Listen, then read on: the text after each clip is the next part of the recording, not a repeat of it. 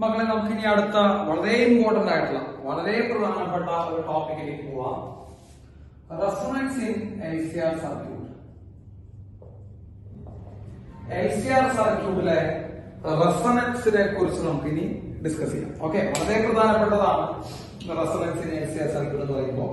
അപ്പൊ നമുക്കൊരു 8-9 പോയിന്റുകളോളം നമുക്ക് പഠിക്കാനുണ്ട് റെസൊണൻസിനെ കുറിച്ച്. അപ്പൊ അത് വളരെ കൃത്യമായിട്ട് പഠിക്കാം. ഓക്കെ, അപ്പോ AC ചാപ്റ്ററിനൊക്കെ ക്വസ്റ്റ്യൻസ് ഏറ്റവും കൂടുതൽ ചോദിക്കാനുള്ള ചാൻസും ഈ റെസൊണൻസിനാണ്.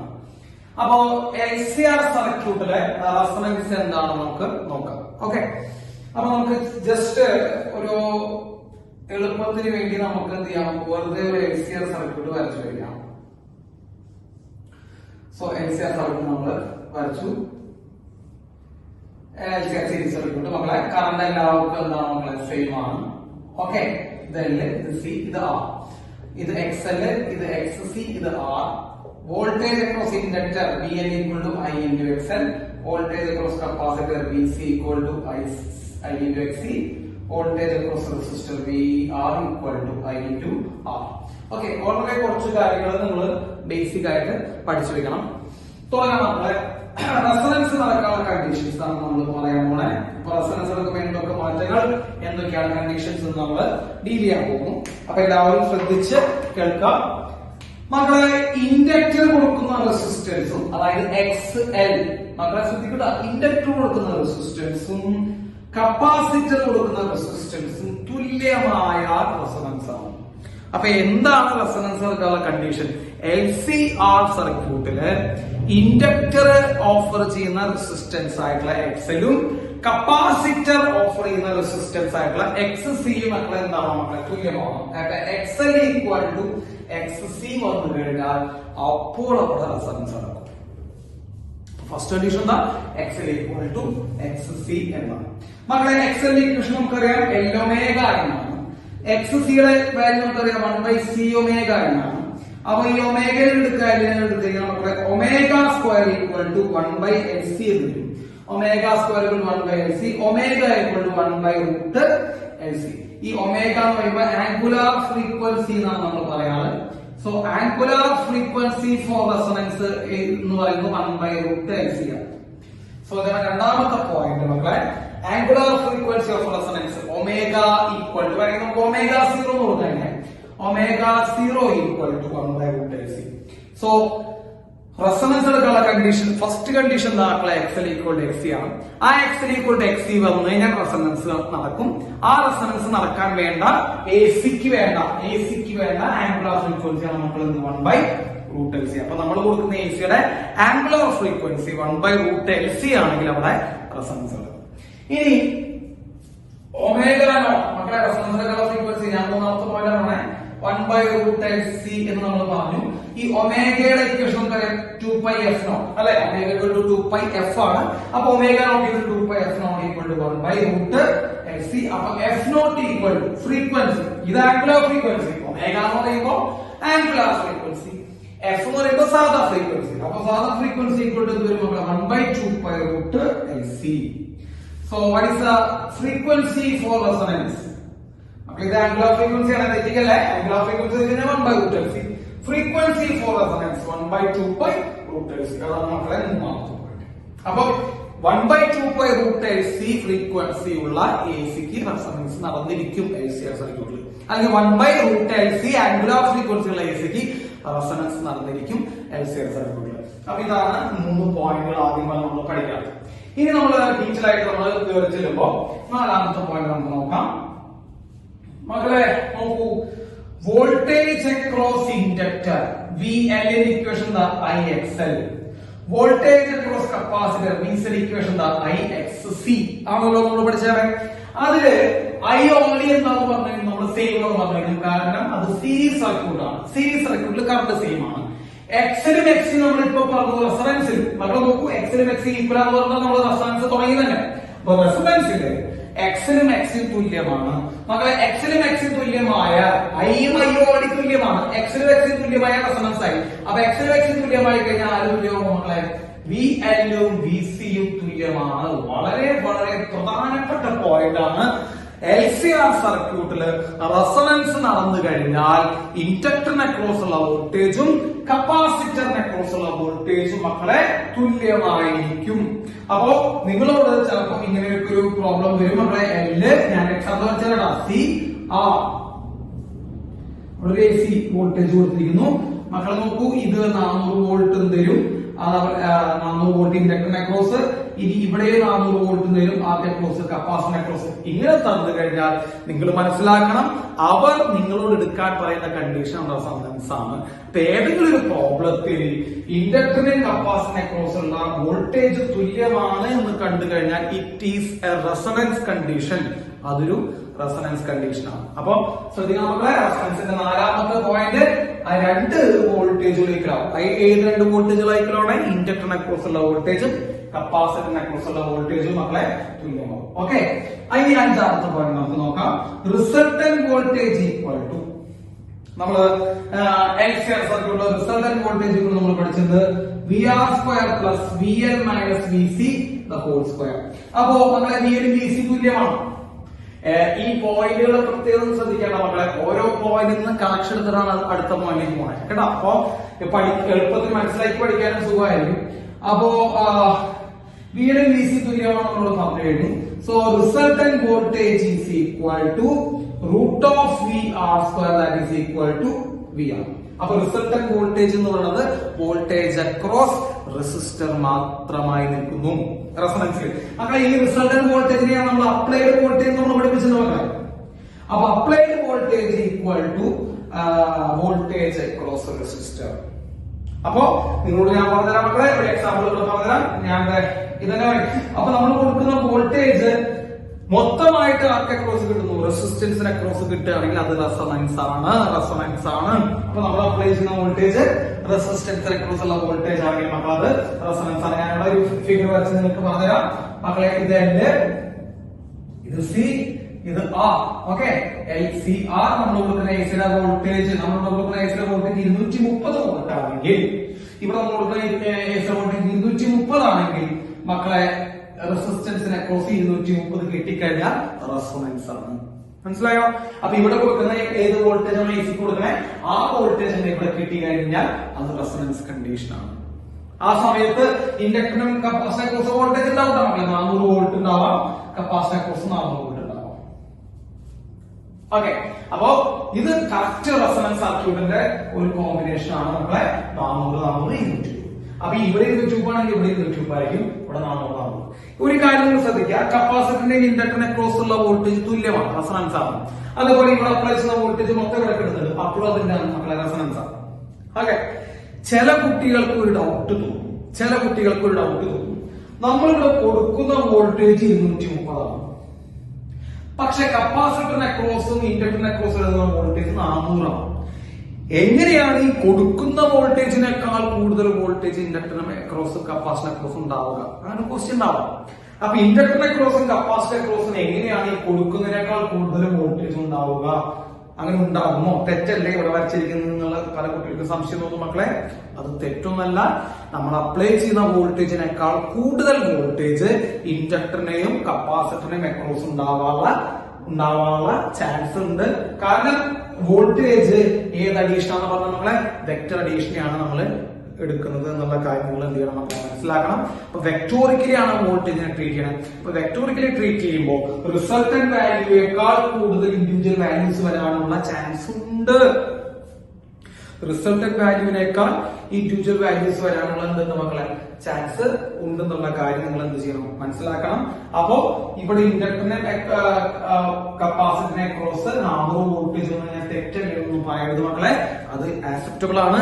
റിസൾട്ടന്റ് വാല്യൂ 230 ആണെങ്കിലും ഇവർക്ക് അക്രോസ് 400 230നേക്കാൾ കൂടുതലുള്ള വാല്യൂസ് നമുക്ക് പോസിബിൾ ആണ്. പക്ഷെ ഇവിടെ 230 ആണെങ്കിലും ഒരിക്കലും ഇവിടെ 400 വരാൻ പാടില്ല. ഒരിക്കലും നമ്മൾ എന്ത് ചെയ്യാൻ പാടില്ല, റെസിസ്റ്റൻസിന് അക്രോസ് നമ്മൾ അപ്ലൈ ചെയ്ത വോൾട്ടേജിനേക്കാൾ കൂടുതൽ വരിക. നമ്മൾ അപ്ലൈ ചെയ്ത വോൾട്ടേജിനേക്കാൾ കൂടുതൽ വോൾട്ടേജ് റെസിസ്റ്റൻസിന് അക്രോസ് വരില്ല, പക്ഷെ ഇൻഡക്ടറിനെയും കപ്പാസിറ്ററിനെയും അക്രോസ് വരാം. അപ്പോ ഇവിടെ നമ്മൾ ആ പോയിന്റ് ഇടും. അപ്പൊ അവിടേക്ക് നമ്മൾ പോകുന്ന ഞാൻ ഒരു ഇത് പറഞ്ഞതാണ്. നമ്മൾ ആ പോയിന്റിലേക്ക് തിരിച്ചു വരുമ്പോൾ റെസിസ്റ്റൻസിലേക്ക് തിരിച്ചു വരുമ്പോൾ 5ാമത്തെ പോയിന്റ് നമ്മൾ അപ്ലൈഡ് വോൾട്ടേജും റെസിസ്റ്റൻസിന് അക്രോസ് ഉള്ള വോൾട്ടേജ് തുല്യമാണ്. അപ്പൊ നമ്മൾ 200 വോൾട്ട് എ സി ആണ് അപ്ലൈ ചെയ്യണമെങ്കിൽ ആ 200 വോൾട്ട് മൊത്തമായിട്ട് അവിടെ കിട്ടും. റെസിസ്റ്റൻസിന് അക്രോസ് കിട്ടിയാൽ കണ്ടീഷൻ റെസൊണൻസ് ആണ്. അപ്പൊ എത്ര കണ്ടീഷനായി മക്കളെ? 5 കണ്ടീഷനായി. ഇത് ഒന്ന് നോട്ട് ചെയ്ത് വെക്കണം. ഞാനിത് മാറ്റിട്ട് അടുത്ത എനിക്ക് 3-4 കണ്ടീഷൻസ് എഴുതാം. അപ്പൊ എല്ലാവരും നോട്ട് ചെയ്യോ? X equal to F C, angle of frequency 1/√LC, സാധാരണ ഫ്രീക്വൻസി 1/2/√LC, VC തുല്യമാണ്. റിസൾട്ടന്റ് വോൾട്ടേജും വോൾട്ടേജ് അക്രോസ് റെസിസ്റ്ററും ഈക്വൽ ആണ്. മാറ്റല്ലേ? ഇനി നമുക്ക് ഇതിനെ കണ്ടിന്യൂ ചെയ്യാം. 6ാമത്തെ പ്രോബ്ലം മക്കളെ, നമ്മൾ ഇംപെഡൻസ് എഴുതിയിട്ടുണ്ടായിരുന്നു അല്ലെ? യെസ്, ഇംപെഡൻസ് എഴുതിയിട്ടുണ്ടായിരുന്നു. എന്താ നമ്മൾ ഇംപെഡൻസ് എഴുതിയത്? Impedance Z is equal to, നമ്മൾ ആ പ്രോപ്പർട്ടി ആണ് impedance Z is equal to root of R square plus XL minus XC the whole square എന്നാണ് അല്ലേ? Impedance root of R square plus XL minus XC whole square. അതിൽ XL XC തുല്യമായി പോയി. First condition എന്താ? XL XC തുല്യമാണ്. അപ്പോ impedance Z is equal to root of R square that is equal to R, that is the minimum value. ശ്രദ്ധിച്ചോ മക്കളെ? So what is the minimum value of Z? Minimum value of Z equal to resistance itself. ശ്രദ്ധിച്ചോളൂ. അപ്പൊ LCR സർക്യൂട്ടില് ഏറ്റവും minimum value of impedance ചോദിച്ചു കഴിഞ്ഞാൽ അത് resistance തന്നെയാണ്. അത് എപ്പോഴാണ് അറ്റൈൻ ചെയ്യാന്ന് ചോദിച്ചു കഴിഞ്ഞാൽ അത് റെസൊണൻസിലാണ് അറ്റൈൻ ചെയ്യുക. അപ്പൊ impedance of the circuit is equal to resistance. That is the condition of resonance and that resistance is the impedance is minimum ആണ്. ഓക്കെ, അപ്പൊ ഇംപെഡൻസിന്റെ ഏറ്റവും മിനിമം വാല്യൂ റെസിസ്റ്റൻസ് തന്നെയാണ്. അതെപ്പോഴാണ് മക്കളെ? റെസൊണൻസിലാണ്. ഓക്കെ, ദെൻ 7th പോയിന്റ് മക്കളെ ശ്രദ്ധിച്ചോളൂ. പോയിന്റുകൾ വരുന്നത് 7th point. Current is equal to resultant voltage by impedance. അല്ലെങ്കിൽ നമ്മൾ എന്ത് ചെയ്യണം? Applied voltage. മക്കളെ നോക്കൂട്ടാ, ഞാൻ ഇതിനെ പറഞ്ഞതിനെ ശ്രദ്ധിക്കുക. അപ്ലൈഡ് വോൾട്ടേജ് നമ്മൾ കൊടുക്കുന്ന വോൾട്ടേജിൽ ഇംപെഡൻസിൽ വരാൻ root of R square plus XL minus XC whole square. അതിൽ XL എന്താണ് മക്കളെ? തുല്യമായ പോയി, ക്യാൻസൽ ചെയ്ത് പോയി. കാരണം XL minus XC അല്ലേ? അപ്പൊ അത് ക്യാൻസൽ ചെയ്ത് പോയി. Resultant is equal to applied voltage by R. So current is equal to applied voltage by R കിട്ടും. അപ്പോ നമ്മുടെ ഇംപെഡൻസ് ആണ് മക്കളെ R. ഇംപെഡൻസ് ആണ് R. അപ്പൊ applied voltage equal to impedance applied voltage, applied current is equal to applied voltage by R. അപ്പൊ impedance R. ഈ current ആണ് maximum value of current in LCR circuit. അപ്പൊ ഇംപെഡൻസ് മിനിമം ആവുന്നത് റെസൊണൻസിലാണ്, current maximum ആവുന്നതും റെസൊണൻസിലാണ്. എത്ര കറന്റ് മാക്സിമത്തിന്റെ value? Current maximum is equal to applied voltage by R. തെറ്റുണ്ടോ? ഇല്ല. ഇനി 8ാമത്തെ പോയിന്റ് നമുക്ക് നോക്കാം. 8ാമത്തെ പോയിന്റ് എന്താ? 8ാമത്തെ പോയിന്റ് നമുക്കറിയാം tan phi equal to XL minus XC by R. നമ്മൾ പഠിപ്പിച്ചതാണ് LCR സർക്യൂട്ടില് tan phi equal to XL minus XC by R. അപ്പൊ XL XC തുല്യമല്ലേ? അപ്പൊ 0 by R അല്ലെ? XL minus XC 0 ആയിരുന്നു. അപ്പൊ tan phi equal to 0. So phi equal to 0. That means resultant voltage current തമ്മിലുണ്ടാക്കുന്ന angle of phi. Resultant വോൾട്ടേജും current തമ്മിലുണ്ടാക്കുന്ന angle ആണ് phi എന്ന് നമ്മൾ LCR സർക്യൂട്ടിലേക്ക് വെച്ചിട്ടുണ്ട്. ആ ഫൈ എത്ര ഡിഗ്രി മക്കളെ? 0 ഡിഗ്രി കിട്ടി. അപ്പൊ റിസൾട്ടന്റ് വോൾട്ടേജ് ആംഗിൾ ബിറ്റ്വീൻ, അത് നമുക്ക് എഴുതാം ആംഗിൾ ബിറ്റ്വീൻ. പറയൂ, angle between resultant voltage and current is equal to 0 degree. That means resultant voltage and current are in same phase. ഒരേ ഫേസിലാണ് റിസൾട്ടന്റ് വോൾട്ടേജും കറണ്ടും ഉണ്ടാവുക എന്നുള്ള കാര്യം നിങ്ങൾ മനസ്സിലാക്കണം. So resultant voltage and current are in same phase. അങ്ങനെ 8ാമത്തെ പ്രോപ്പർട്ടി കഴിഞ്ഞു. ആൻഡ് ദ 9th പ്രോപ്പർട്ടി, 9ാമത്തെ property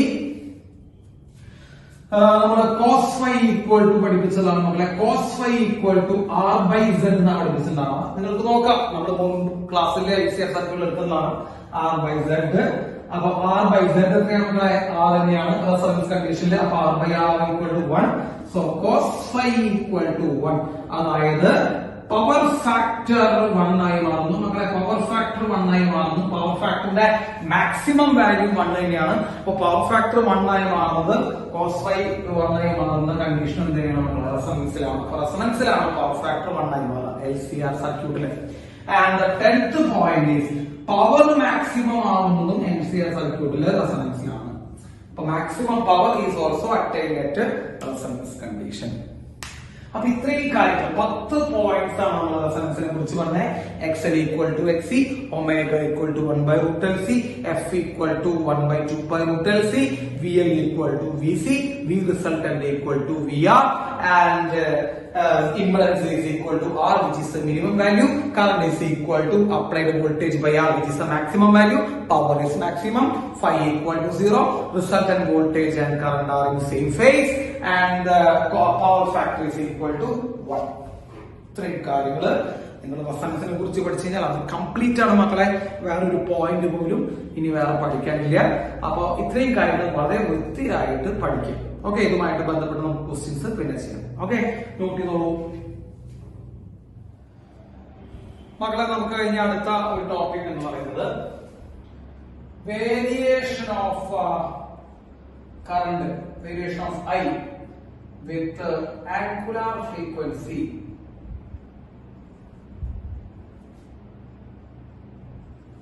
Variation of current with angular frequency. അതായത് കറണ്ടിന്റെ വേരിയേഷൻ വിത്ത് ആംഗുലർ ഫ്രീക്വൻസി എന്താണെന്നാണ് നമ്മൾ നോക്കാൻ പോണേ. Variation of I with angular frequency. അപ്പൊ നമുക്കൊരു ഗ്രാഫ് നമുക്ക് വരച്ചുതരാം.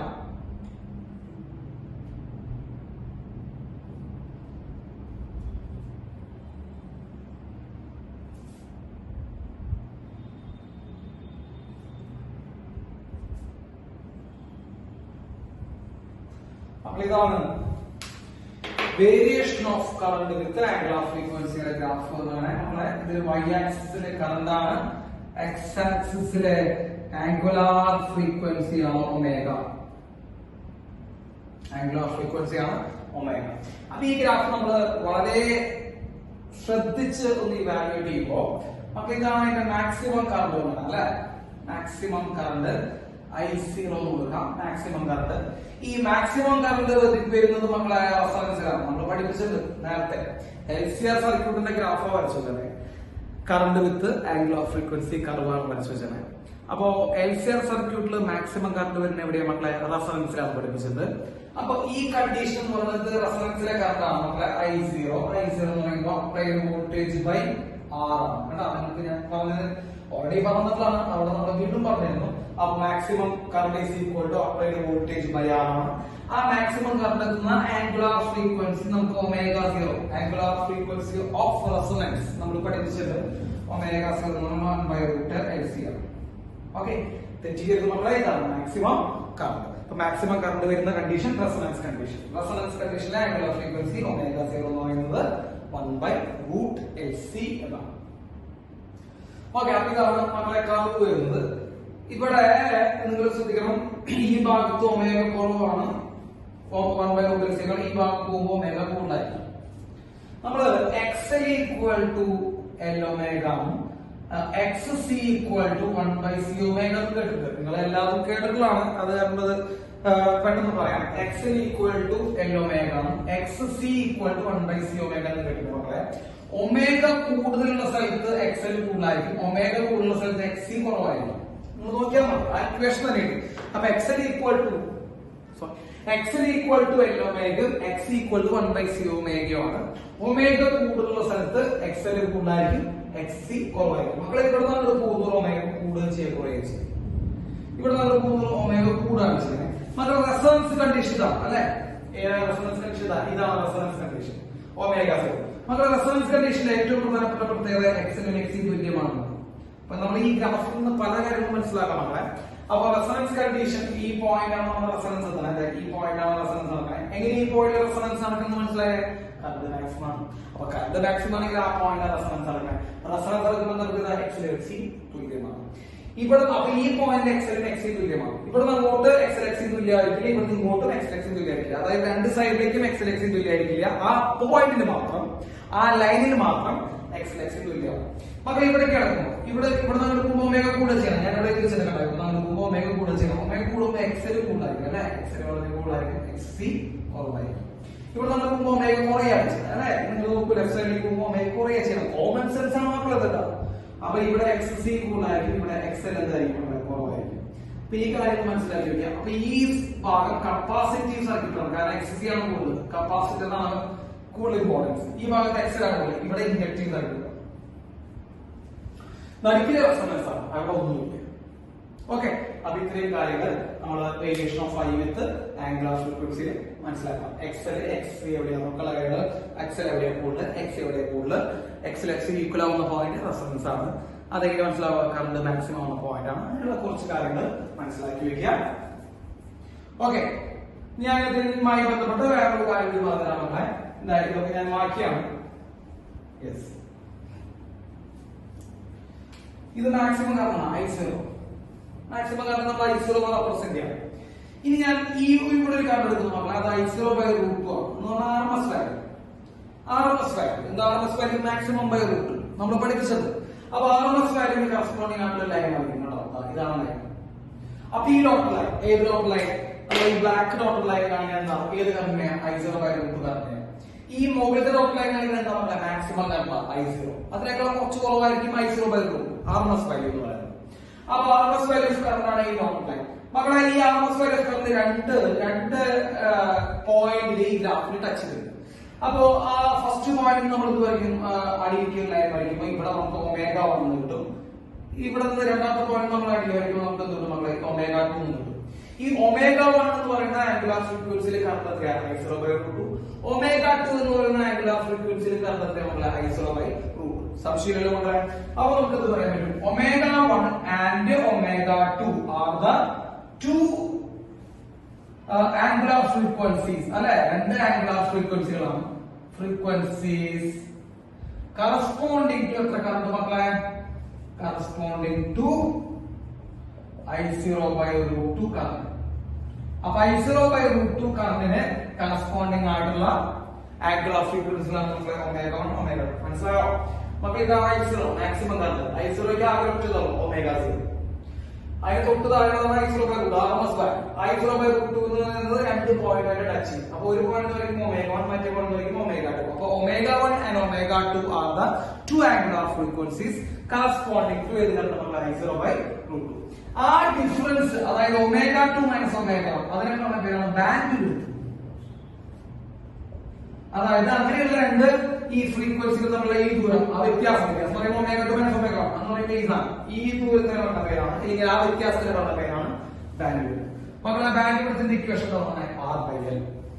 ബാൻഡ് വിഡ്ത്തിന്റെ ഇക്വേഷൻ R/L. അപ്പൊ എന്താ ബാൻഡ് വിഡ്ത്ത് എന്ന് മനസ്സിലാക്കണം. Bandwidth is a difference of angle of frequencies corresponding to I0/√2 current. അതായത് I0/√2 കറണ്ട് വരാൻ വേണ്ട രണ്ട് ആംഗിൾ ഓഫ് ഫ്രീക്വൻസികൾ തമ്മിലുള്ള ഡിഫറൻസിനെയാണ് നമ്മൾ ബാൻഡ് വിഡ്ത്ത് എന്ന് പറയുന്നത്. And whose equation is given by resistance by inductance R/L. ശരിയല്ല? ഇനി ക്വാളിറ്റി ഫാക്ടർ വളരെ ഇമ്പോർട്ടന്റ് ആയിട്ട് ഒരു ഭാഗമാണ് നമ്മളെ. Quality factor is equal to angle of frequency of resonance divided by bandwidth. വളരെ സിമ്പിൾ ആണ്. angle of frequency of resonance ω0/bandwidth എന്നാണ് വരിക മക്കളെ. ω0ക്ക് പല ഇക്വേഷൻ, അപ്പൊ നമുക്കറിയാം ω0/bandwidth എന്ന് പറയുമ്പോൾ R/L എന്ന് എഴുതാം. അപ്പൊ നമുക്ക് എഴുതാം quality factor is equal to ω0 × L/R. അപ്പൊ Lω0/R വരും ക്വാളിറ്റി ഫാക്ടർ. Lω0/R. അപ്പൊ ക്വാളിറ്റി ഫാക്ടറിന്റെ ഇക്വേഷൻ കിട്ടി Lω0/R. ഈ Lω ഇവിടെ 1/C ω ആണ്. അപ്പൊ വേണമെങ്കിൽ ഇങ്ങനെ എഴുതാം quality factor is equal to Lω0 ക്ക് പകരം 1/C ω0 × R. അങ്ങനെ എഴുതാം. അപ്പൊ രണ്ടാമത്തെ ഇക്വേഷൻ കിട്ടി 1/C ω0 × R. അങ്ങനെ പല ഇക്വേഷൻസ് വരാം. അപ്പൊ ഒന്നുകിൽ ഒന്നുകിൽ ω0 angle of frequency at resonance by bandwidth, അല്ലെങ്കിൽ അത് ചെയ്ത് വരുമ്പോൾ നമുക്ക് തരും Lω0/R. ഈ Lω0ക്ക് വരെ തോന്നാം 1/C ω0. അതായത് റെസൊണൻസിൽ അങ്ങനെയാണല്ലോ, Lωയും 1/C ω ഈക്വൽ ആയിരിക്കും. അപ്പോ Lω0ക്ക് വരെ 1/C ω കൊടുക്കാം, കാരണം X നും X നും ഈക്വൽ ആണല്ലോ റെസൊണൻസിൽ. X എന്ന് പറയുമ്പോൾ Lω ആണ്, Lω0 1/C ω0 രണ്ടും ഈക്വൽ ആയിട്ട് കൊടുക്കാം. അപ്പൊ 1/C ω0 × R. ഇനി വേണമെങ്കിൽ ω0ക്ക് ഈക്വേഷൻ സബ്സ്റ്റിറ്റ്യൂട്ട് ചെയ്യാം, ഏത് 1/√L അങ്ങനെ സബ്സ്റ്റിറ്റ്യൂട്ട് ചെയ്യാം. അപ്പൊ നമുക്ക് ആ ഇക്വേഷൻ കിട്ടും ക്വാളിറ്റി ഫാക്ടർ ഈക്വൽ ടു നോക്കുമ്പോൾ നമ്മളെ ക്വാളിറ്റി ഫാക്ടർ ഉള്ളൂ. ഒമേഗ 0 പകരം 1/√LC കണ്ട, ഒമേഗ 0 പകരം 1/√LC angle of frequency equation into L by R. അപ്പൊ എന്ത് വരും മക്കളെ? റൂട്ട് എൽ ഒരു ഇവിടുത്തെ റൂട്ട് എൽ വരും. So it is root L by C by R എന്നുള്ള ഇക്വേഷൻ നമുക്ക് കിട്ടും. അതായത് 1/r into root L by C. ഇതാണ് റെസൊണൻസ് ഇക്വേഷൻ, അല്ലെങ്കിൽ ക്വാളിറ്റി ഫാക്ടർ ഇക്വേഷൻ. അങ്ങനെ പല ഇക്വേഷൻസും ക്വാളിറ്റി ഫാക്ടറിന് വരും. ഓക്കെ, ഈ ക്വാളിറ്റി ഫാക്ടർ പഠിക്കുമ്പോൾ ഗുണം എന്ന് വെച്ച് കഴിഞ്ഞാൽ നമ്മളെ അതൊക്കെ ജസ്റ്റ് പറഞ്ഞു പോകുന്നുള്ളൂ. നമ്മളെ ക്വാളിറ്റി ഫാക്ടർ കൂടുമ്പോ ഒരു LCR സർക്യൂട്ടിലെ റെസൊണൻസിന്റെ ക്വാളിറ്റി ഫാക്ടർ കൂടുമ്പോ sharpness of the curve, sharpness of this curve കൂടും. അപ്പൊ കർവിന്റെ ഷാർപ്നെസ് കൂടും. അതായത് ബെറ്റർ റെസൊണൻസ് നടത്തുന്ന, അങ്ങനെ പറയാം. ഷാർപ്നെസ് കൂടുന്ന അർത്ഥം ബെറ്റർ റെസൊണൻസ് ആണ്. അപ്പോ ഏറ്റവും നല്ല റെസൊണൻസ് നടക്കണമെങ്കിൽ ആ കർവിന്റെ ഷാർപ്നെസ് കൂടണം. ഷാർപ്നെസ് കൂടുന്ന നമ്മൾ എങ്ങനെ ഐഡന്റിഫൈ ചെയ്യാം? ക്വാളിറ്റി ഫാക്ടർ കൂടും. തൽക്കാലം കാശിന് ഇത്ര വകുപ്പന്നുണ്ടോ? അതിനുവേണ്ടി നമുക്ക് സമയം ചെലവഴിക്കാനുള്ള കാര്യങ്ങളൊന്നും ഇല്ല നമുക്ക്. കാരണം ക്വാളിറ്റി ഫാക്ടർ എന്താണെന്ന് ചോദിക്കുള്ളൂ, വേറെ കാര്യങ്ങളൊന്നും ഡീറ്റെയിൽ ആയിട്ട് ചോദിക്കാറില്ല. പക്ഷെ എന്നാലും ഞാൻ പറഞ്ഞു വെക്കാം, നമ്മുടെ ക്വാളിറ്റി ഫാക്ടർ കൂടുമ്പോൾ ഈ കർവിന്റെ ഷാർപ്നെസ് കൂടും.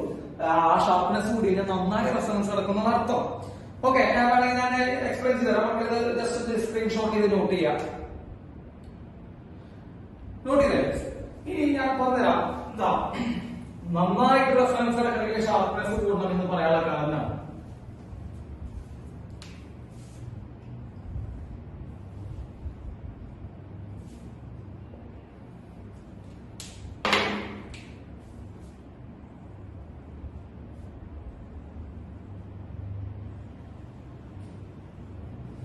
ഇതിൽ ഏറ്റവും നന്നായിട്ട് കറണ്ട് കൂടിയ കർവ് ഏതാണ്? ഞാൻ സിമ്പിൾ ആയിട്ട് നിങ്ങൾ ചോദിക്കാം. 1 2 3 ഏറ്റവും നന്നായിട്ട് കറണ്ട് ഷൂട്ട് ചെയ്ത കർവ് എത്രയാണ്? മൂന്നാമത്തെ കർവാണ്. കാരണം മൂന്നാമത്തെ കർവ് നന്നായി കറണ്ട് ഷൂട്ട് ചെയ്ത് പോകുന്നുണ്ട്.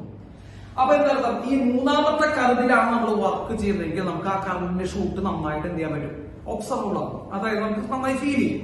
അപ്പൊ കറണ്ട് നന്നായി ഷൂട്ട് ചെയ്തു, കറണ്ട് നന്നായി ഷൂട്ട് ചെയ്ത് നമുക്ക് ഫീൽ ചെയ്യാമെന്നാണ് അർത്ഥം. അതിനാണ് ഏറ്റവും നല്ല resonance. So it is A better resonance, അല്ലെങ്കിൽ ബെസ്റ്റ് റെസൊണൻസ്. ഈ മൂന്ന് കർവുകളിൽ ഏറ്റവും ബെസ്റ്റ് റെസൊണൻസ് എന്നതിനാണ്. കാരണം അവന്റെ കറണ്ട് നന്നായിട്ട് ഷൂട്ട് ചെയ്ത് നമുക്ക് ഫീൽ ചെയ്തു. ഇവിടെ ഒന്നും കറണ്ട് കാര്യമായിട്ട് ചെയ്തില്ല, മകളെ ഷൂട്ട് ചെയ്തില്ലേ? ഷൂട്ട് ചെയ്തിട്ടുണ്ട്, കാര്യമായിട്ട് ഷൂട്ട് ചെയ്തിട്ടില്ല, നമുക്ക് അത് ഫീൽ ചെയ്യണതില്ല. അതുപോലെ ഈ കർവ് ഒരു മാറിപ്പെട്ട ഫ്രാക്ചറാണ്. പ്രധാന ഏകദേശം ഇവിടെ മുതൽ ഇവിടെ വരെ കറണ്ടിന്റെ കാര്യം ഏകദേശം എന്താണ് മക്കളെ? സെയിം ആണ്. അതായത് റെസൊണൻസ് നടക്കുന്ന റീജിയൻ വളരെ കൂടുതലാണ്. അപ്പൊ ഒരു സഡൻ ഇൻക്രീസ് നമുക്ക് എന്ത് ചെയ്യാൻ പറ്റില്ല? ഒന്നാമത്തെ കർവിലും രണ്ടാമത്തെ കർവിലും കാണാൻ പറ്റുന്നില്ല. സഡൻ ഇൻക്രീസ് കാണുന്ന മൂന്നാമത്തെ കർവില. അതാണ് ബെറ്റർ റെസൊണൻസ് എന്ന് പറയാൻ കാരണം. അപ്പൊ ഇവന്റെ ബെറ്റർ റെസൊണൻസ് ആണ്. ഇവന്റെ ഷാർപ്നെസ് കൂടുതലാണ്. നിങ്ങൾ നോക്കിയാൽ മതി, ഈ കർവിന്റെ ഷാർപ്നെസ് വളരെ കൂടുതലാണ് അല്ലെ? ഷാർപ്നെസ് കൂടുതലുള്ള കർവാണ്. അപ്പൊ ഷാർപ്നെസ് കൂടുതലാണ്. ഇനി ഷാർപ്നെസ് കൂടുമ്പോൾ എന്ത് സംഭവിക്കും? അതിന്റെ ക്വാളിറ്റി ഫാക്ടർ കുറവായിരിക്കും. അപ്പൊ ഏറ്റവും ക്വാളിറ്റി ഫാക്ടർ കുറവുള്ള ക്വാളിറ്റി ഫാക്ടർ കൂടുതലായിരിക്കും. ക്വാളിറ്റി ഫാക്ടർ കൂടുതലായിരിക്കും. അപ്പൊ ക്വാളിറ്റി ഫാക്ടർ കൂടുതലുള്ള കർവ് ഏതാ? Third curve. മക്കളെ ക്വാളിറ്റി ഫാക്ടറിന്റെ ഇക്വേഷൻ ശ്രദ്ധിച്ചേ. Quality factor equal to L⍵0/R. അപ്പൊ ക്വാളിറ്റി ഫാക്ടർ കൂടാതെ പറയുമ്പോൾ റെസിസ്റ്റൻസ് കുറയണം അല്ലെ? ക്വാളിറ്റി ഫാക്ടർ കൂടാതെ പറയുമ്പോൾ റെസിസ്റ്റൻസ് കുറയണം. അപ്പോ ഏറ്റവും കുറവ് റെസിസ്റ്റൻസ് ഉള്ള കർവ് തേർഡ് കർവ്. അപ്പോ റെസിസ്റ്റൻസ് കുറവുള്ള കർവ്, ഷാർപ്നെസ് കൂടുതലുള്ള കർവ്, ക്വാളിറ്റി ഫാക്ടർ കൂടുതലുള്ള കർവ്, ബെറ്റർ റെസൊണൻസ് നടക്കുന്ന കർവ്, കറണ്ട് ഏറ്റവും നന്നായി ഷൂട്ട് ചെയ്യുന്ന കർവ് ഒക്കെ സെയിം ആണ്. അപ്പൊ ഇങ്ങനെയുള്ള കാര്യങ്ങളൊക്കെ നമുക്ക് ആ കർവ് എന്താ മനസ്സിലാവും. അപ്പൊ കർവിന് നല്ല ഷൂട്ടിംഗ് ഉണ്ടെങ്കിൽ, കറണ്ടിന് നല്ല ഷൂട്ടിംഗ് ഉണ്ടെങ്കിൽ അവിടെ ഷാർപ്നെസ് കൂടുതലാണ്, അവന്റെ ക്വാളിറ്റി ഫാക്ടർ കൂടുതലാണ്, അവിടെ നല്ല റെസൊണൻസ് നടക്കുന്നുണ്ട്, അവിടെ റെസിസ്റ്റൻസ് കുറവാണ്. അപ്പൊ ഇത്രയും കാര്യങ്ങൾ കൂടി നിങ്ങൾ എന്ത് ചെയ്യണം മക്കളെ? നോട്ട് ചെയ്ത് വെക്കണം. Quality factor, band width, sharpness of curve, quality factor എന്നുള്ള റിലേഷൻ കാര്യങ്ങളൊക്കെ നോട്ട് ചെയ്ത് വെക്കും. നോട്ട് ചെയ്ത് മക്കളെ, നമുക്ക് ഇനി അടുത്ത ഒരു ടോപ്പിക് എന്ന് പറയുന്നത് പവർ ഇൻ AC സർക്യൂട്ട് ആണ്.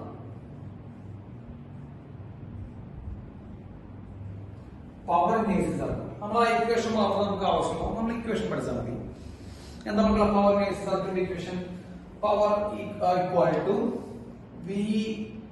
VRMS into IRMS into cos phi. So power is equal to VRMS into IRMS into cos phi. അതായത് RMS voltage into RMS current into cos phi. നമ്മളെ cos phi എന്താണെന്ന് നമുക്ക് എല്ലാവർക്കും അറിയാം, power factor. cos phi എന്ന് പറയുന്നത് power factor. അല്ലെങ്കിൽ നമുക്ക് ഇങ്ങനെ എഴുതാം Vrms ന് പകരം V0/√2 Irms ന് പകരം I0/√2 into cos phi എന്ന് പറയുമ്പോൾ V0 I0/2 cos phi എന്നും എഴുതാം. Power is equal to V0 I0/2 cos phi. ഈ cos phi എന്ന് പറയുമ്പോൾ പവർ ഫാക്ടർ. അതിൽ phi എന്ന് മാത്രം പറയുമ്പോൾ എന്താണ്? Angle between voltage and current.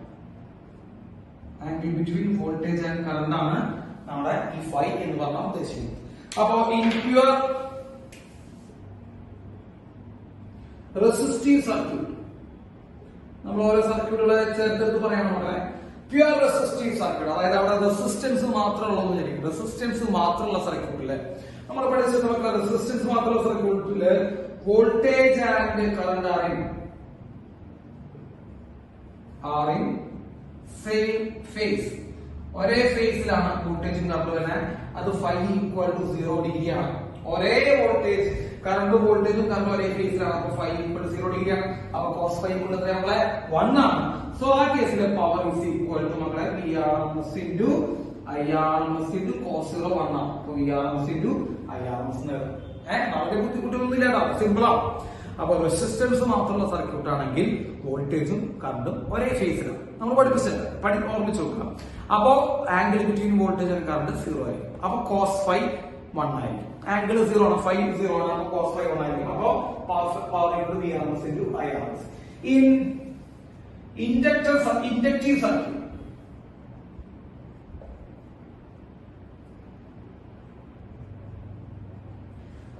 Inductor മാത്രമുള്ള സർക്യൂട്ട് എന്ന് പറയുക. അതായത് അവിടെ ഇൻഡക്ടർ മാത്രമുള്ള മക്കളെ, ഇൻഡക്ടർ ആണെങ്കിൽ വോൾട്ടേജ് ലീഡ് ചെയ്യാന്ന് പഠിച്ചത് നമ്മളല്ലേ. വോൾട്ടേജ് ലീഡ്സ് കറണ്ട് ബൈ എത്ര ഡിഗ്രി മക്കളെ? Voltage leads current by 90 degree. അപ്പൊ phi ഈക്വൽ എത്ര ഡിഗ്രി മക്കളെ? 90 ഡിഗ്രി. അപ്പൊ power equal to Vrms into Irms into cos 90. What is cos 90? 0. So power is equal to 0. അപ്പൊ ഇൻഡക്ടർ സർക്യൂട്ടിൽ power എത്രയാണ്? 0. ഇനി കപ്പാസിറ്റീവ് സർക്യൂട്ടിലോ? ഇൻ പ്യുവർ കപ്പാസിറ്റീവ് സർക്യൂട്ടിൽ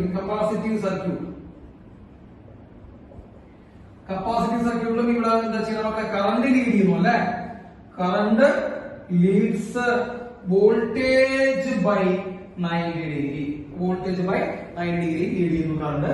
അപ്പോൾ അവിടെ phi എത്ര ഡിഗ്രി? phi ആംഗിൾ 90 ഡിഗ്രി ആണ്. So power equal to Vrms into Irms into cos 90. What is cos 90? അവിടെയും 0 ആണ്. So power is equal to 0. അപ്പൊ ഇൻഡക്ടറിലും പവർ 0, കപ്പാസിറ്ററിലും പവർ 0, റെസിസ്റ്റൻസിന് മാത്രം Vrms into Irms. ശരിക്കും പവർ ഇക്വേഷൻ തന്നെ Vrms into Irms into cos. ശരിയല്ലേ? അപ്പൊ ഇത് ജസ്റ്റ് എന്ത് ചെയ്യാം മക്കളെ, ഒന്ന് നോട്ട് ചെയ്യാം. cos phi ആണെന്ന് പവർ ഫാക്ടർ നോട്ട് ചെയ്യാം. ഇനി എല്ലാ സർക്യൂട്ട് CR സർക്യൂട്ട് LCR സർക്യൂട്ടിലൊക്കെ ഞാൻ cos phi എടുത്തിട്ടുണ്ടോ മക്കളെ? അപ്പൊ നിങ്ങൾ എന്താ ചെയ്യുന്നത്? അവിടെ Vrms into Irms into cos phi, അവിടുത്തെ cos phi എവിടെ എല്ലാവരുടെയും CR-ലൊക്കെ നമ്മൾ എടുത്തിട്ടുള്ള cos phi ഡിറ്റ് ചെയ്ത് നമുക്ക് അവിടുത്തെ പവർ കിട്ടും. ഓക്കെ, അപ്പൊ അത് നിങ്ങൾ വെച്ച് ചെയ്യാം. ഇതിപ്പോ തൽക്കാലം നിങ്ങൾ നോട്ട് ചെയ്യാം. ഇനി നോട്ട് ചെയ്തില്ലേ? ഇനി ഒരു കാര്യം നമുക്ക് പറയാണ്ട്, വാട്ട്ലെസ് കറന്റ്.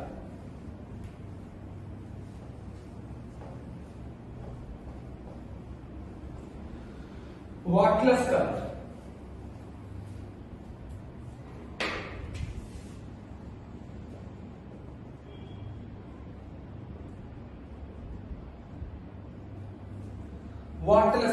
അതായത് വാട്ട്ലെസ് കറന്റ് എന്ന് പറഞ്ഞാൽ വാട്ട് എന്ന് പറഞ്ഞാൽ പവറിന്റെ യൂണിറ്റാണ്. അതായത് പവർ ഉണ്ടാക്കാത്ത കറണ്ട് എന്നാണ് കറക്റ്റ് ആയിട്ട് മലയാളത്തിലുള്ള അർത്ഥം.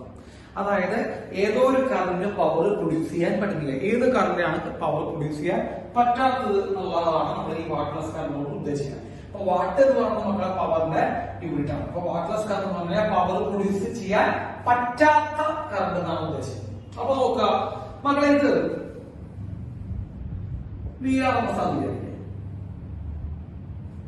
RMS ഓഫ് വോൾട്ടേജ്, വോൾട്ടേജിന്റെ RMS ആണ്. ഇത് Irms ആണ്. Irms Vrms തമ്മിൽ ഉണ്ടാക്കുന്ന ആംഗിൾ phi ആണ്. So what is angle between Vrms and Irms? 5 degree ആണ്. ഇത് നമ്മൾ ഈ കറണ്ട് ചെയ്തിട്ടില്ല നമ്മളെ, ഈ കറണ്ടിനെ നമ്മൾ രണ്ട് കമ്പോണന്റ് ആക്കി മാറ്റും. നമുക്ക് എല്ലാവർക്കും അറിയാം രണ്ട് കമ്പോണന്റ് ആക്കി മാറ്റും. അതിൽ phi വഴി പോകുന്ന കമ്പോണന്റ് IRMS cos phi ആണ്. അതിന് perpendicular component IRMS sin phi ആണ്. അപ്പോ IRMS cos phi, IRMS sin phi എന്ന് പറയുന്ന രണ്ട് കമ്പോണന്റുകളാണ്. അതിൽ തന്നെ പവർ ഈക്വൽ നമ്മൾ പവറിന്റെ ഇക്വേഷൻ പഠിപ്പിച്ച് ഓർമ്മിക്കാൻ പറ്റുന്നത് VRMS into IRMS cos phi. VRMS into IRMS cos phi. എന്നാൽ നമ്മൾ പവറിന് ഓൾറെഡി എഴുതി വെച്ചിട്ടുണ്ടല്ലേ മക്കളെ? VRMS into IRMS cos phi നമ്മൾ ഓൾറെഡി എഴുതി വെച്ചിട്ടുണ്ട്. അതിൽ IRMS cos phi നിങ്ങൾ ശ്രദ്ധിച്ചേ കേട്ടോ. IRMS cos phi. അപ്പൊ ശരിക്കും നമ്മൾ ചെയ്തത് എന്താണെന്ന് വെച്ച് കഴിഞ്ഞാൽ പവറിന്റെ ഇക്വേഷൻ ഒന്നും കൂടി വേറെ രീതിയിൽ ഇന്റർപ്രറ്റ് ചെയ്യും. എങ്ങനെ നമ്മൾ വേറെ രീതിയിൽ ഇന്റർപ്രറ്റ് ചെയ്യാം? നമ്മൾ ആദ്യം പവറിന്റെ ഇക്വേഷൻ നോക്കും VRMS into IRMS cos phi. VRMS into IRMS cos phi. അപ്പൊ നമ്മൾ ശരിക്കും ഇവിടെ എന്താ വെച്ചാൽ വോൾട്ടേജ് ഇൻറ്റു അല്ലെ വോൾട്ടേജ് ഇൻറ്റു കറന്റിന്റെ കമ്പോണന്റ്. മക്കളെ IRMS cos phi എന്നുള്ള കമ്പോണന്റ് ആണ്. IRMS cos phi എന്ന് പറയുന്ന കറന്റിന്റെ കമ്പോണന്റിനെ വോൾട്ടേജ് കൊണ്ട് ഇൻഡ്യൂസ് ചെയ്തിട്ടുണ്ട്. അപ്പൊ ശരിക്കും പറയുകയാണെങ്കിൽ പവർ ഇക്വേഷനിൽ VRMS into IRMS cos phi എന്ന് പഠിക്കുന്നതിനോടൊപ്പം തന്നെ നിങ്ങൾ അതിന്റെ മറ്റൊരു ഇന്റർപ്രിട്ടേഷൻ നിങ്ങൾ പഠിച്ചിരിക്കണം. വോൾട്ടേജ് ഇൻറ്റു അതായത് ഒരു സർക്യൂട്ടിലെ വോൾട്ടേജ് ഇൻറ്റു ആ വോൾട്ടേജിന്റെ അതേ ലൈനിൽ വരുന്ന കറന്റിന്റെ കമ്പോണന്റ് കൊണ്ട് ശരിക്കും ഇൻറ്റു ആണ് ചെയ്തിരിക്കുന്നത്. അപ്പൊ power equal to voltage into component of current which is in the direction of voltage എന്ന് പറയണം നല്ലത്. So power equal to voltage into component of current in the direction of voltage. So component of current in the direction of voltage എന്നാണ് ശരിക്കും പവറിന്റെ equation നമ്മൾ ഉദ്ദേശിക്കുന്നത്. അപ്പോ VRMS IRMS cos phi. പക്ഷെ മറ്റൊരു കമ്പോണന്റ് കണ്ടില്ലേ നമ്മളെ IRMS sin phi. അതിന് ഇവിടെ നല്ല റോൾ ഉണ്ടാവും. നിങ്ങൾ ആലോചിക്കുക റോൾ ഉണ്ടാവും? ഇല്ലല്ലോ, ഇല്ല. അപ്പോ ആ കറന്റിന്റെ കമ്പോണന്റിന് ഇവിടെ യാതൊരുവിധ റോളുമില്ല. ആ കമ്പോണന്റിനെ അതായത് IRMS sin phi എന്ന് പറഞ്ഞ കമ്പോണന്റ് ഇവിടെ പവർ ഉണ്ടാക്കുന്നില്ല. അതിനെ നമ്മൾ പറയുന്ന പേരാണ് വാട്ട്ലെസ് കറന്റ്. അപ്പൊ വാട്ട്ലെസ് കറന്റ് വളരെ പ്രധാനപ്പെട്ടതാണ് മക്കളെ. ചോദിക്കും നമ്മളോട്. അപ്പൊ വാട്ട്ലെസ് കറന്റ് എന്ന് പറയുന്നത് IRMS into sin phi ആണ്. IRMS into sin phi എന്ന് പറയുമ്പോൾ I0/√2 into sin phi ചെയ്താൽ നമുക്ക് വാട്ട്ലെസ് കറന്റ് കിട്ടും. വാട്ട്ലെസ് കറന്റ് നമ്മൾ മനസ്സിലാക്കണം. പവർ പ്രൊഡ്യൂസ് ചെയ്യാൻ പറ്റാത്ത കറന്റിന്റെ കമ്പോണന്റിനെ പറഞ്ഞ പേരാണ് വാട്ട്ലെസ് കറന്റ്. എന്ന equation IRMS into sin phi. അപ്പോ ഇത് വളരെ വൃത്തിയായിട്ട് പഠിക്കണം നമ്മളെ. വാട്ട്ലെസ് കറന്റ് ഇതാണ്. ഓക്കെ, നോട്ട് ചെയ്തോളൂ മക്കളെ. നമുക്ക് AC എന്ന് പറഞ്ഞ ചാപ്റ്ററിലെ അവസാനത്തെ ഒരു ടോപ്പിക് നോക്കാം. ട്രാൻസ്ഫോമർ എന്ന് പറയും മക്കളെ. ട്രാൻസ്ഫോമർ നമുക്ക് എന്താവും? Transformer is a device. എന്താണെന്ന് ചോദിച്ചാൽ it is a device to change the AC voltage അല്ലെ. AC വോൾട്ടേജ് ചേഞ്ച് ചെയ്യാൻ, അതായത് കൂട്ടാനോ കുറയ്ക്കാനുള്ള ഡിവൈസ് ആണ് നമ്മള് ട്രാൻസ്ഫോമർ എന്ന് പറയാം. അപ്പൊ AC വോൾട്ടേജിന്റെ ചേഞ്ച് വരുത്തുന്ന ഡിവൈസ് ആണ് ട്രാൻസ്ഫോമർ. മക്കളെ ട്രാൻസ്ഫോമറിന്റെ വർക്കിംഗ് പ്രിൻസിപ്പിൾ എന്ന് പറയുന്നത് മ്യൂച്വൽ ഇൻഡക്ഷൻ ആണ്. അപ്പൊ വർക്കിംഗ് പ്രിൻസിപ്പിൾ ഓഫ് ട്രാൻസ്ഫോമർ ചോദിച്ചാൽ നമ്മൾ എന്ത് പറയാം മക്കളെ? മ്യൂച്വൽ ഇൻഡക്ഷൻ ആണെന്ന് പറയാം. ഇനി ട്രാൻസ്ഫോമറിന്റെ മെയിൻ പാർട്സ് ഏതൊക്കെയാണെന്ന് ചോദിച്ചു കഴിഞ്ഞാൽ നമ്മൾ പറയും ഒരു സോഫ്റ്റ്വെയർ കോർ ഉണ്ടാവും മക്കളെ. ഒരു സോഫ്റ്റ്വെയർ കോർ ഉണ്ടാവും. അതില് എന്ത് ചെയ്യുന്ന വെച്ച് കഴിഞ്ഞാൽ നമ്മള് രണ്ട് ടേൺസ് എന്ത് ചെയ്യുന്ന മക്കളെ വൗണ്ട് ചെയ്യും. ഒരു സൈഡിൽ നമ്മൾ ടേൺ വൗണ്ട് ചെയ്യും, അതുപോലെ അടുത്ത സൈഡിൽ നമ്മൾ കുറച്ച് ഇൻസുലേറ്റർ കോപ്പർ വയർ വെച്ച് ടേൺസ് വൗണ്ട് ചെയ്യും. മക്കളെ ഇവിടെയാണ് നമ്മൾ സപ്ലൈ കൊടുക്കുന്ന ഭാഗം. അതായത് നമ്മുടെ ഇൻപുട്ട്, അതായത് വോൾട്ടേജ് കൂട്ടാനോ കുറയ്ക്കാനോ വേണ്ടി നമ്മൾ AC സപ്ലൈ ചെയ്യുന്ന ഭാഗമാണ്. ഇതിന് നമ്മൾ പ്രൈമറി എന്ന് വിളിക്കും മക്കളെ. പ്രൈമറി. അപ്പൊ പ്രൈമറിയിൽ നമ്മൾ എന്ത് ചെയ്യാം? സാധാരണ വോൾട്ടേജ് കൊടുക്കുക ചെയ്യാം. ട്രാൻസ്ഫോമറിന് അങ്ങോട്ട് കൊടുക്കുന്ന ഭാഗമാണ്. ഇനി ട്രാൻസ്ഫോമർ വോൾട്ടേജ് കൂട്ടിയതിനു ശേഷമോ കുറച്ചതിന് ശേഷമോ നമുക്ക് പുറത്തേക്ക് കിട്ടുന്ന ഭാഗത്തിനെ നമ്മൾ വിളിക്കാം മക്കളെ സെക്കൻഡറി എന്ന് വിളിക്കാം. അപ്പൊ പ്രൈമറിയാണ് നമ്മൾ വോൾട്ടേജ് അങ്ങോട്ട് കൊടുക്കുന്നത്. അതിനുശേഷം അവൻ വോൾട്ടേജ് കൂട്ടിയതിന് കുറച്ചതിനു ശേഷം നമുക്ക് പുറത്തേക്ക് കിട്ടുന്ന ഭാഗമാണ് മക്കളെ എന്ത് സെക്കൻഡറി എന്ന് പറയുന്നത് അല്ലെ. ട്രാൻസ്ഫോമർ മക്കളെ രണ്ട് രീതിയിലുണ്ട്. സ്റ്റെപ്പ് അപ്പ് ട്രാൻസ്ഫോമർ ഉണ്ട് മക്കളെ, സ്റ്റെപ്പ് ഡൗൺ ട്രാൻസ്ഫോമർ ഉണ്ട് അല്ലെ. സ്റ്റെപ്പ് അപ്പ് ട്രാൻസ്ഫോമർ ഉണ്ട്, സ്റ്റെപ്പ് ഡൗൺ ട്രാൻസ്ഫോമർ ഉണ്ട്. ഈ സ്റ്റെപ്പ് അപ്പ് ട്രാൻസ്ഫോമറിന്റെ പ്രത്യേകത വോൾട്ടേജ് കൂട്ടാൻ വേണ്ടിയിട്ടാണ് യൂസ് ചെയ്യുന്നത്. സ്റ്റെപ്പ് ഡൗൺ ട്രാൻസ്ഫോമർ നമ്മുടെ വോൾട്ടേജ് കുറയ്ക്കാൻ വേണ്ടിയിട്ടാണ് യൂസ് ചെയ്യുന്നത്. അതായത് number of turns in secondary must be greater than number of turns in primary. Step അപ്പിൽ അറിയാലോ, പ്രൈമറിയേക്കാൾ കൂടുതൽ ചുറ്റുകളുടെ എണ്ണമായിരിക്കും, ചുറ്റുകളുടെ എണ്ണം കൂടുതലായിരിക്കും സെക്കൻഡറിയിൽ. അത് കാരണം വോൾട്ടേജ് കൂടുന്നത് അല്ലെ. അതുപോലെ സ്റ്റെപ്പ് ഡൗൺ എന്താ ചെയ്യാൻ? നമ്മുടെ വോൾട്ടേജ് കുറയ്ക്കുക ചെയ്യണം. അതായത് സെക്കൻഡറിയിലെ നമ്പർ ഓഫ് ടേൺസ് കുറവായിരിക്കും ആരേക്കാൾ പ്രൈമറിയേക്കാൾ. അപ്പൊ രണ്ട് ടൈപ്പ് ട്രാൻസ്ഫോമർ ഉണ്ടെന്ന് മനസ്സിലാക്കാം മക്കളെ. സ്റ്റെപ്പ് അപ്പ് ഉണ്ട്, സ്റ്റെപ്പ് ഡൗൺ ഉണ്ട്. സ്റ്റെപ്പ് അപ്പ് എന്ന് പറഞ്ഞാൽ വോൾട്ടേജ് കൂട്ടാൻ ഉപയോഗിക്കുന്ന ട്രാൻസ്ഫോമർ ആണ്. ഈ വോൾട്ടേജ് കൂട്ടണമെങ്കിൽ എന്ത് വേണം മക്കളെ? നമ്പർ ഓഫ് ടേൺസ് സെക്കൻഡറിയിലായിരിക്കും കൂടുതൽ വരിക. ഇനി സ്റ്റെപ്പ് ഡൗൺ എന്താ ചെയ്യാ മക്കളെ? വോൾട്ടേജ് കുറയ്ക്കുന്ന ട്രാൻസ്ഫോമർ ആണ്. അപ്പൊ സ്റ്റെപ്പ് ഡൗൺ വോൾട്ടേജ് കുറയ്ക്കാന്ന് പറയുമ്പോൾ സെക്കൻഡറിയിലായിരിക്കും അതിന്റെ നമ്പർ ഓഫ് ടേൺസ് കുറവ് വരിക. അങ്ങനെ രണ്ട് ടൈപ്പ് ഉണ്ട് മക്കളെ ട്രാൻസ്ഫോമർ ഉണ്ട്.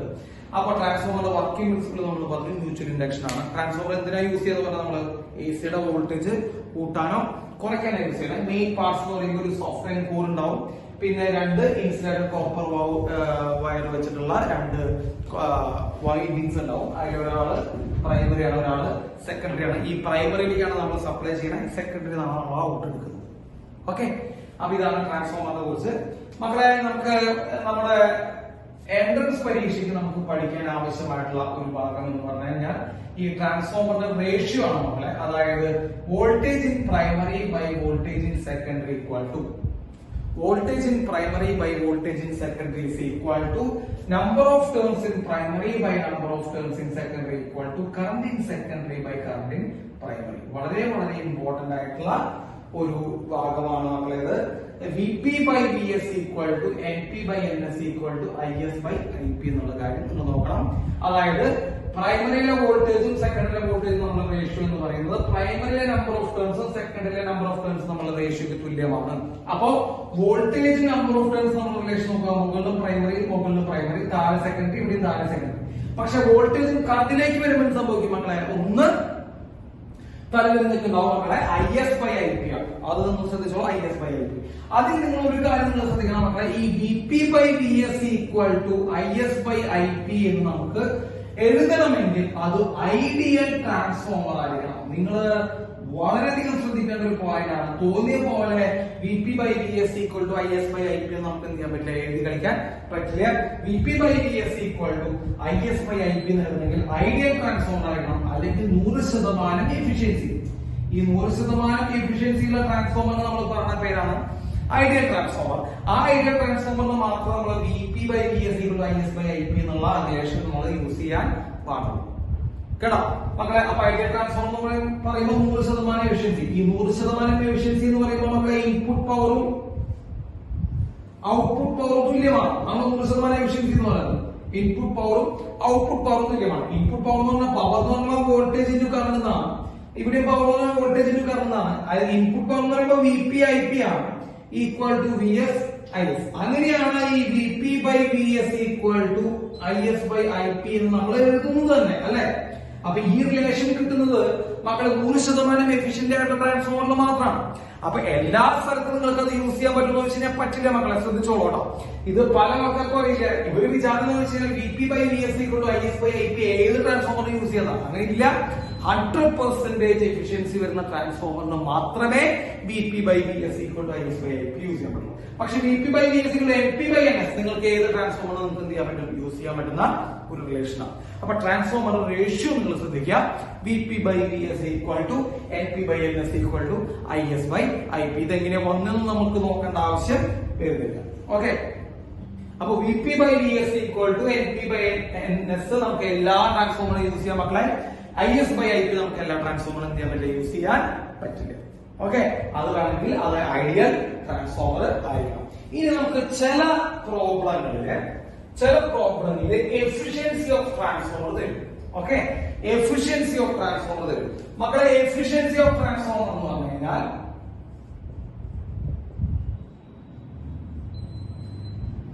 എഫിഷ്യൻസി ഓഫ് ട്രാൻസ്ഫോമർ എന്ന് പറഞ്ഞാൽ എന്താ എഫിഷ്യൻസി എന്ന് പറയുമ്പോൾ നമ്മളെ ഔട്ട്പുട്ട് പവർ ബൈ ഇൻപുട്ട് പവറിനെ നമ്മൾ എഫിഷ്യൻസി എന്ന് പറയുന്നത്. Output power by input power ആണ് നമ്മുടെ എഫിഷ്യൻസി എന്ന് നമ്മൾ ഉദ്ദേശിക്കുന്നത്. നമുക്ക് ഔട്ട്പുട്ട് പവർ എന്ന് പറയുമ്പോൾ Vs Is by Vp Ip ആണ് നമ്മുടെ എഫിഷ്യൻസി ഈറ്റ എന്ന് പറഞ്ഞ ഉദ്ദേശിക്കുന്നത്. അപ്പൊ എഫിഷ്യൻസി അവർ തരികയാണെങ്കിൽ നിങ്ങൾ എഫിഷ്യൻസി ഇപ്പൊ 90% ആണെങ്കിൽ നമ്മൾ 90/100. ഇപ്പോ if efficiency is 90%, eta is 90% എന്ന് പറയുമ്പോൾ നമ്മൾ എന്ത് ചെയ്യണം, നമ്മളെ പെർസെന്റേജ് പറയുമ്പോൾ 90/100 ആണ്. So it is 90/100 is equal to Vs Is by Vp Ip. ഇങ്ങനെ നമ്മൾ എഴുതുന്നത്. അല്ലാതെ Vs Is equal to Vp Ip എഴുതണമെങ്കിൽ അത് 100% എന്താണ് മക്കളെ, എഫിഷ്യന്റ് ആവും. അപ്പൊ എഫിഷ്യൻസി എന്ന് പറഞ്ഞു കഴിഞ്ഞാൽ ഇതാണ് അർത്ഥം, output power by input power Vs Is by VP/IP ആണ് നമ്മുടെ എഫിഷ്യൻസി എന്ന് പറയുന്നത്. ഓക്കെ, അപ്പൊ ഇത്രയും കാര്യങ്ങൾ നമുക്ക് ട്രാൻസ്ഫോമർ എന്ന് പഠിക്കാമോ? എന്താ പറയുക ട്രാൻസ്ഫോമർ പഠിക്കാനുള്ളത്? അത് വോൾട്ടേജ് കൂട്ടാനോ കുറയ്ക്കാനോ ഉള്ള ഡിവൈസ് ആണ് പഠിക്കണം. മ്യൂച്വൽ ഇൻഡക്ടൻസ് ആണ് വർക്കിംഗ് എന്ന് പഠിക്കണം.